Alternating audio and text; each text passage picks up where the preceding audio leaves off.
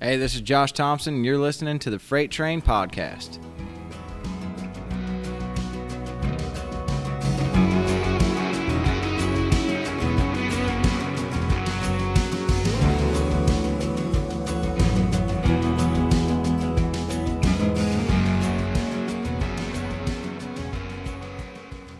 Ladies and gentlemen, boys and girls, children of all ages, welcome back to the Freight Train Podcast.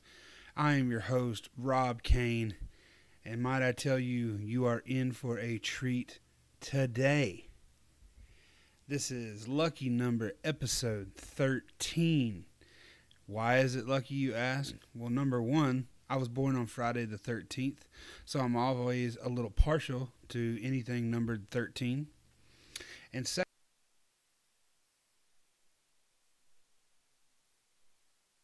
with the Mr. Josh Thompson. I've been a huge fan of Josh Thompson's music and writing for a long time. I was really excited when his first album came out. Getting to sit down across the table from him and have a conversation like I would have with one of my buddies from back home, it was a truly great experience, and I can't wait to keep doing it with more artists in the future. If they go that well, it will be really cool. So anyway, jumping into it a little bit, I want to give a little bit of background on Josh Thompson, because in the interview we actually just kind of jump into it, and we don't do that much of a backstory as far as his work goes. So his first album came out on Columbia Sony Music Entertainment back in 2010. Single was called Beer on the Table, which was a huge radio hit, and it did great things for him, rose him up the. His second album came out in 2014.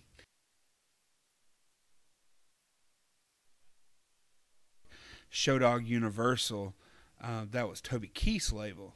The big track off of that album was Cold Beer with Your Name on It, which was did really good on radio, if I remember correctly.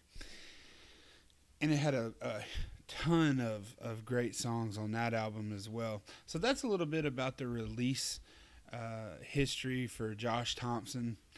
And the writing credits.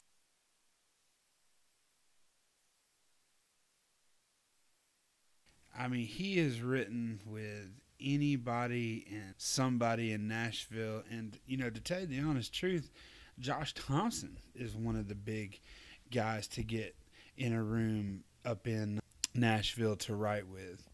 I mean, Mac McAnally, Jaron Johnston of Cadillac 3, Brent Cobb, Casey Bethard.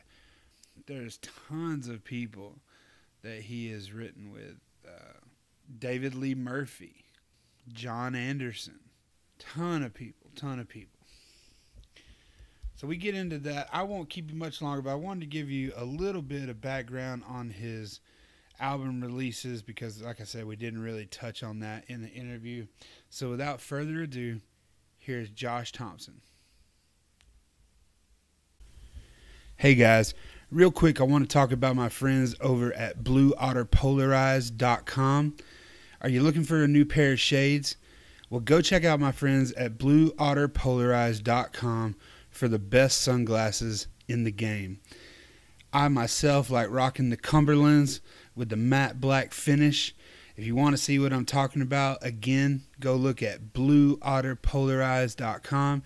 You can access it on your phone, your iPad, whatever you're listening to this podcast on, you'll be able to access the website.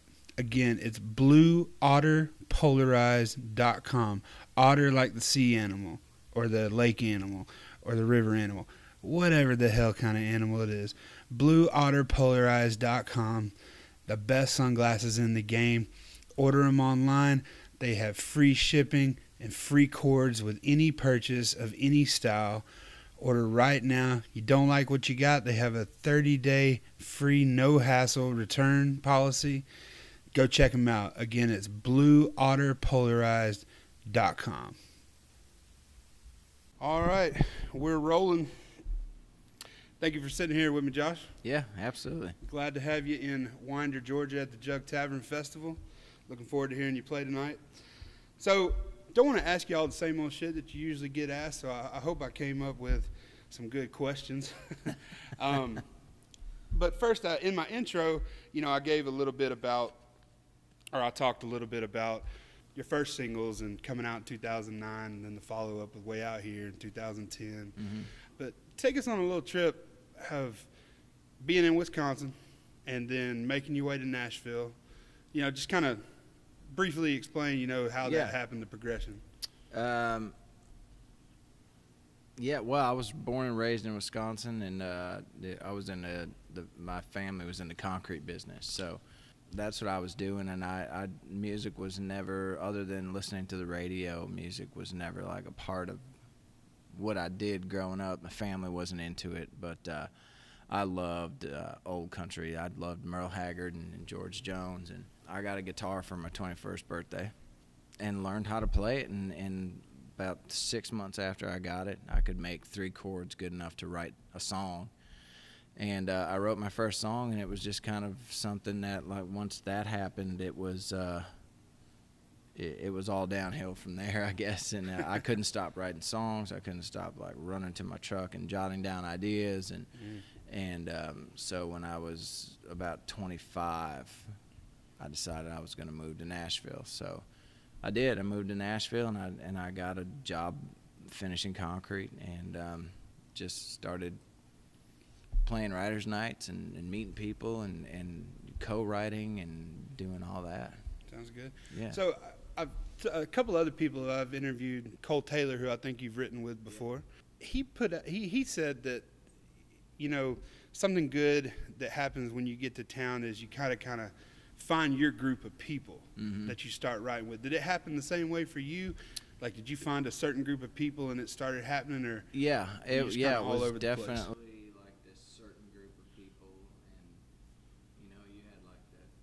small group of people that you wrote well with together, and then they knew this other group of people and knew this other group of people, and pretty soon you're trying different combinations, and you're writing with different folks, and some work great, some don't, but the ones that do, like, we're still writing together today. So yeah, because a lot of up and comers and songwriters listen to my show, and what I think, the comments and stuff I get, I don't think people realize, even though they're songwriters, I think that from what I hear anyway, being in a room with the person for a few hours to get the quality material that you guys put out as songwriters, you have to be open and vulnerable, and talk about things that you're not just going to talk to somebody off the street about, to get to those.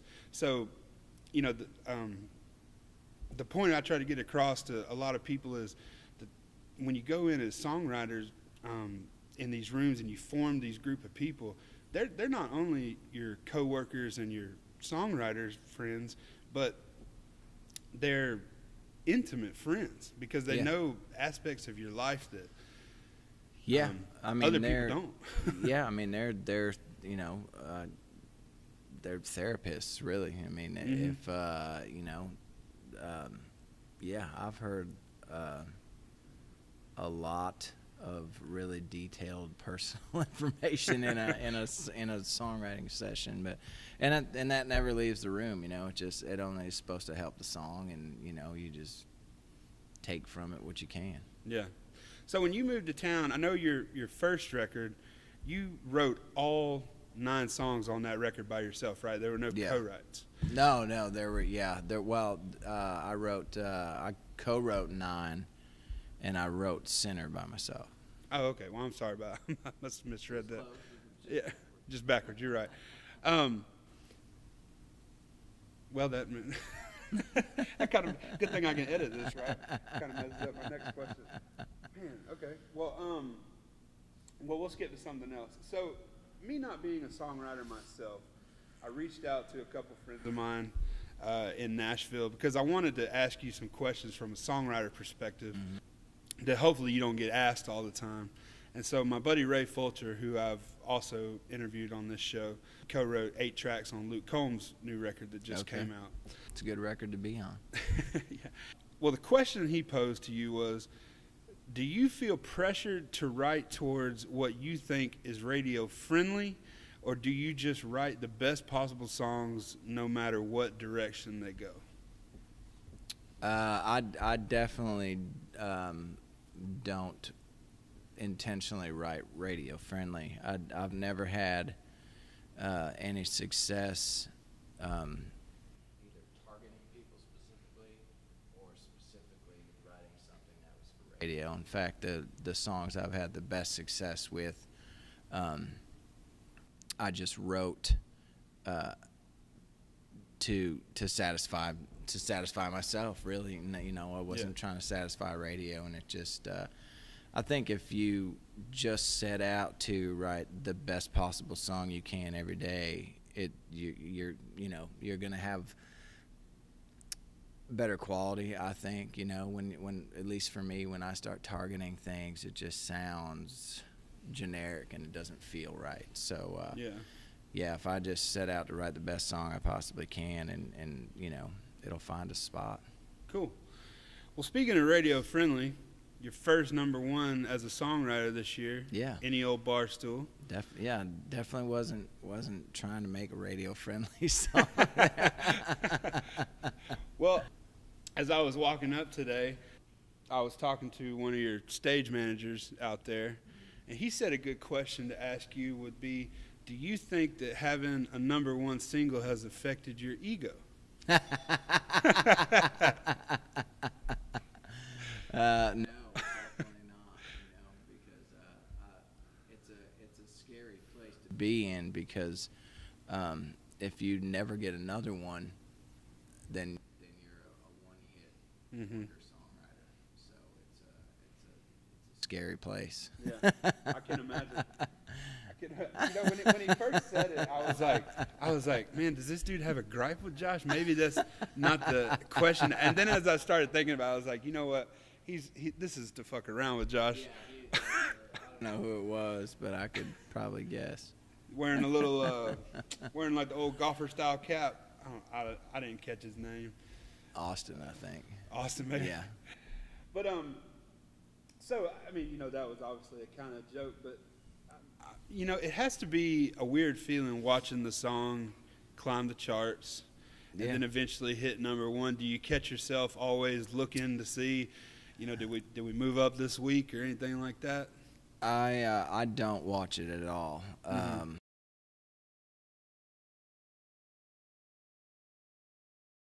When my first single was out, when Beer on the Table was on radio, I would watch it, and I watched it for about 2 weeks.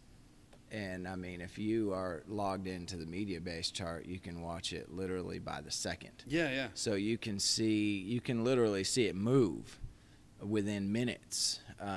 You can see who's not playing it, who is playing it, when it's being played, and it's so much information. And at the end of the day, there's nothing you can do to change it. It's going to do what it's going to do. I mean, I think the best thing you can do is just keep your head down, keep working, and let it go where it's going to go. You know, to worry about it just adds a certain level of stress that I don't need. And I know guys that will literally, they'll sit there and just watch the chart, and it's I don't understand how they can do that. Yeah, it's got to be just taxing on your well-being. I mean, you just get anxious about shit. Yeah, I mean, by the minute, your mood could change. Yeah. So you had #1 with Any Old Barstool. Now, another co-write that you just had that's coming out as a single now is I'll Name the Dogs. Yeah, with Blake the Shelton. Blake thing. Yeah, it's awesome. So who did you write that one with? Matt Dragstrom and Ben Hayslett.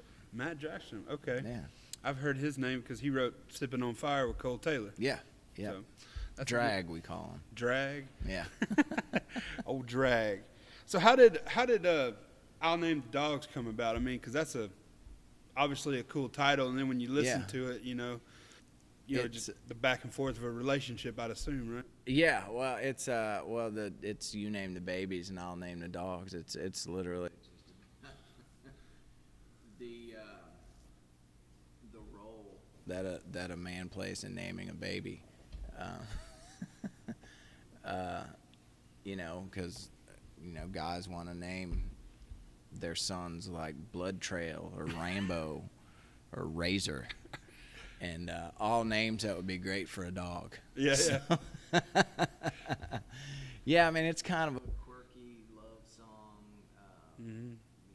It's just a fun song. So well, that's what I think. Yeah, it's a fun song. It's great. I mean, we knew that it was special when we wrote it, and we were like, this feels like Blake, and Blake heard it and loved it. And I mean, the chances of it being cut and then being the first single out of the gate is, it's like winning the lottery. So it's awesome. Because he hasn't had a single that didn't hit #1 in what, 3 or 4 years now, something like that. I'm not something ridiculous. I haven't even kept up with it, but.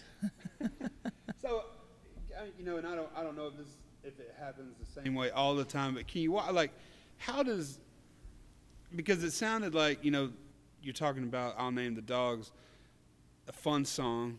Like, so was there like a conversation leading up to it that sparked, did a title come first or did music come first? I had the title when I went in, and it was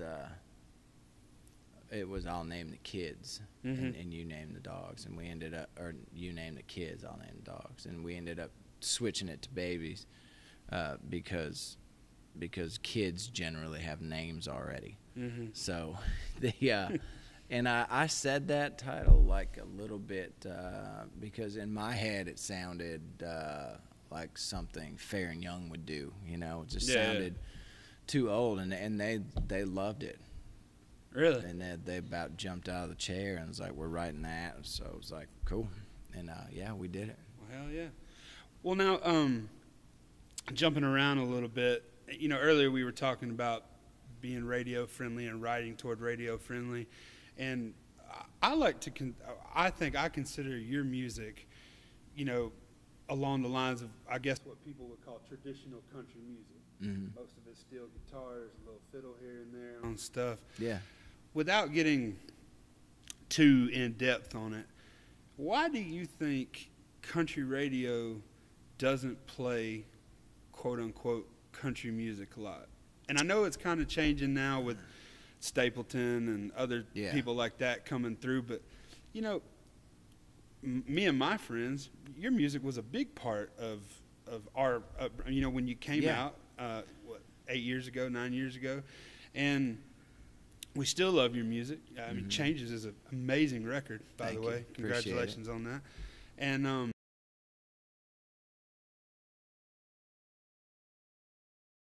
play it. Or not that they're not playing it, but yeah, I mean, what that's I'm a good question. I mean, there's definitely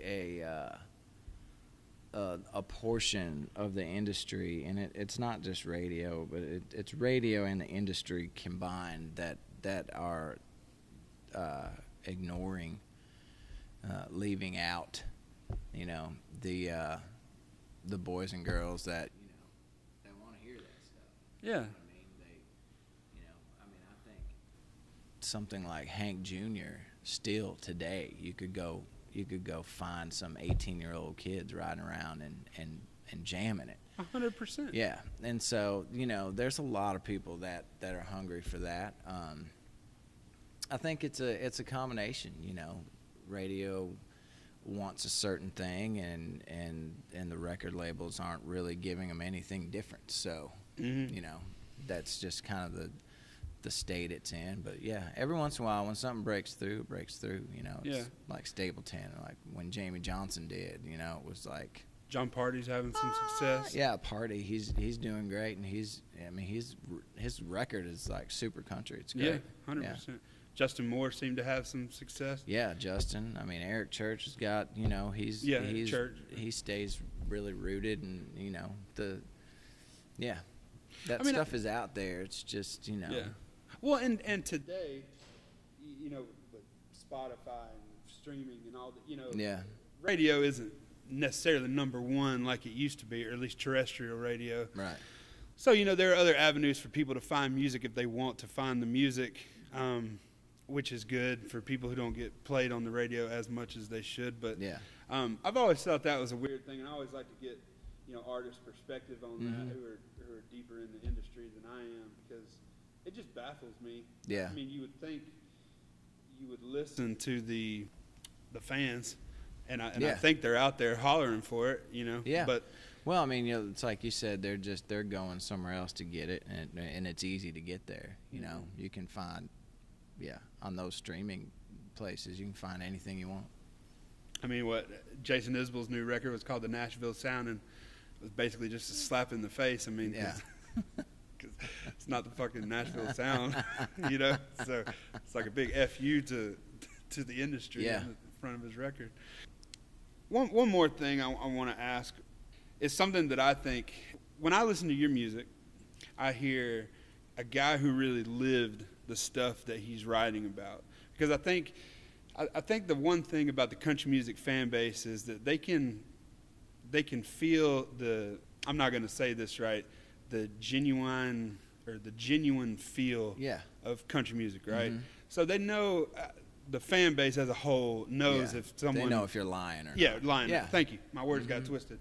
But do you think that social media, you know, back in 2004 when Facebook came on the scene, and, you know, now we got Instagram and Twitter and all this stuff, do you think that stifles or makes certain people hold back because they don't feel like they can be their true self as an artist even, or as a person, because of what, you know, somebody in Oregon might think of, you know, whatever. Yeah. You know, and I mean, I think you're 110% right. Yeah, I think it's got a lot to do with it. You know, because everybody's got an opinion. The problem with social media is it gives dumbasses a platform. To talk, you know. They can hide behind their computer. Right, and they can tell you, you know, what they think, and then, you know, there you are, letting some idiot that lives, you know, 5,000 miles away steal your joy for the day. It's a horrible thing. Yeah, it really is, because I mean, I think there's, and I could be getting this wrong again, but I think there's an old story about how at one point Tim McGraw and Kenny Chesney stole some horses somewhere after a show and New York. So that did happen. All right, so, you know, but this day and age, 2017, an up and coming artist, that would never happen, because the blowback they would get from the label, from management, from just people around. PETA, yeah, you know, I mean, it could end their career. You're right. But the problem with that is, well, then where does, not that, you know, obviously if you're already at that point, you're a good artist, you're writing good songs, you know, people are paying attention to you. But where do people think that this music comes from if you can't live and do the things you would normally do without thinking, well, hey, what's somebody on Instagram going to think about this? You're right. Yeah, I mean, does that ever come up in writers' rooms? Like, people think, well, fuck, I can't say this because somebody's going to get mad about it. I think it's just understood, you know. I mean, Blake's like one of the only dudes that I know of. Well, him and Wheeler Walker say whatever the hell they want to, and it's hilarious, you know. I had to stop doing my own social media because I didn't. It's like watching the chart. For me, you know, it was just like minute by minute, it could change your mood, and I just thought these people, I'm not giving them the right. Yeah, so, I totally understand. And for as much bad, there's a lot of good. I mean, it's a great way to, you know, tell people you're playing here, your record's out here. I mean, it gives you more, you know, coverage really. Yeah. Than, you know, than a lot of other outlets would. So I mean, it's great in that aspect. But Yeah. I always think about like, what if there was social media back when like Mel Tillis was touring, and, like just some of those stories would be like, oh. I'll tell you Goodness. what. I got to hang out with. I'm drawing a blank on his name. The bass player from Trick Pony. Ira Dean. Yeah. And we were on a bus going to a show one time, and he was playing a solo act. He was playing a solo acoustic show, opening for this other guy, and he was telling us. I guess he used to live next door to Mel Tillis. Yeah. I won't repeat the story and all that, but man, I tell you what, I probably know the story. He told us some stories about the first time he met one of Ira's girlfriends. And I mean, that dude is tell you what, man. Yeah. Can't repeat it on here, but. Rock stars. Yeah. But, and you don't get that anymore because they won't. Anyway, well, yeah, you can't. We won't go down that rabbit hole, but. And I got one more question for you. You brought up Wheeler Walker, and I was listening to. He interviewed Shane McAnally on his podcast the other day. Mm-hmm. And just because you said his name made me think of this, and I want to get your perspective from a songwriter. Shane was talking about how songwriters a lot of songwriters anyway, will not write from a character standpoint anymore. Mm-hmm. Because, well, for whatever reason. I mean, he had his reason. But do you think that has anything to do with like social media, or why do you think, like, I guess he was giving examples of, so-and-so might not write a song about kids because they don't have kids. Yeah. Like, why do you think people don't have that imagination anymore to write songs? Well, I think strictly from, a songwriter's perspective that is just a songwriter and is trying to get songs, on records. If you write a song about having kids, then you're not, you might be able to get on Justin Moore's record, but you're not going to get on, Michael Ray's record, because he didn't have kids. Mm-hmm. If you talk about being married, then, you're shooting yourself in the foot. If it's a love song and you don't talk about being married, then the character in the song can either be married or not. That's up to you. It's up to the listener to decide. So it's a lot of that is dictated by the amount of places.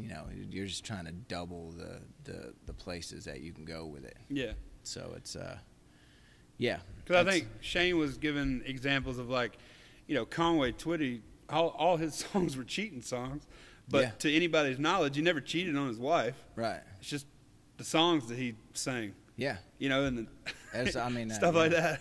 I love Conway, and I love a good cheating song. I wish that that content could come back a little bit. But yeah.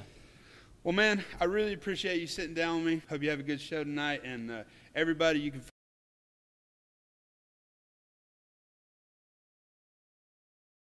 There's all the social media and everything that you can get to right from there. So go check him out, guys. Go get a show. Go get his new record, Change the Lost Record, sorry. Came out this year. And, so really appreciate it. Thank you. Appreciate it.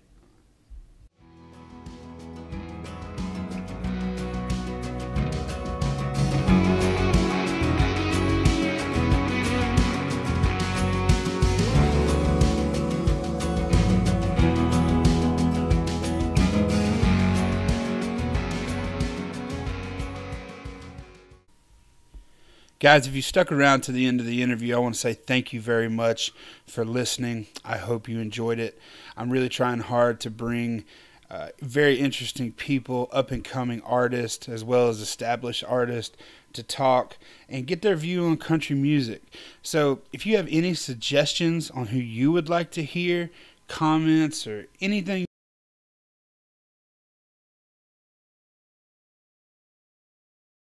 and I'll do my best to get back to you as quick as possible. And yeah, man, I hope that everybody has a great week, and I'll see you every other Tuesday when the Freight Train podcast drops. Have a good week, y'all.